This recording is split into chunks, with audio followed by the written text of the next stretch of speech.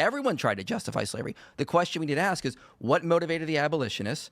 And you can again say, yeah, Christians did justify slavery. That doesn't challenge what the abolitionists were using and arguing from. But there had been multiple societies that abolished slavery many thousands of years prior to the U.S. There was a dynasty in China in the BC era that abolished slavery for a time period. There was a leader in India for a period of a couple hundred years where slavery was abolished. There were Stoics in Greece that were abolitionists. No, there weren't. There weren't any Stoics. There actually was. Seneca. Epic. No, he did not say slavery should be abolished. No. Seneca Epictetus was, for example, an early slave. Seneca absolutely advocated for getting rid of slavery, said it was an immoral institution. He said it was immoral. He didn't say it should go away. There was quite a few Stoics that agreed with him. They agreed slavery was bad, but they didn't call for abolition. The first person that called for the abolition of slavery, Gregory of Nyssa.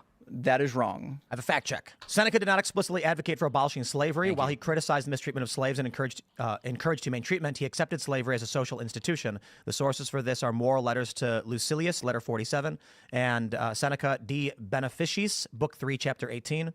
And then there is a book in 1994 discussing Rome's attitudes towards slavery called Bradley Keith's Slavery Society in Rome. In Japan in the Muromachi age, it actually talks about this a little bit. So the 1590 edict by Toyotomi Hideyoshi is actually the prohibition of the sale of Japanese people, specifically as slaves to foreign traders, such as the Portuguese and Spanish people.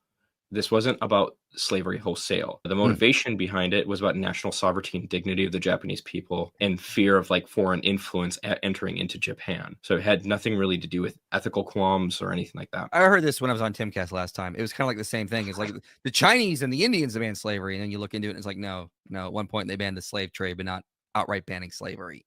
And that has nothing to do with the argument. The abolitionist movement that led to the universal rejection of slavery came out of the Christian tradition for a reason.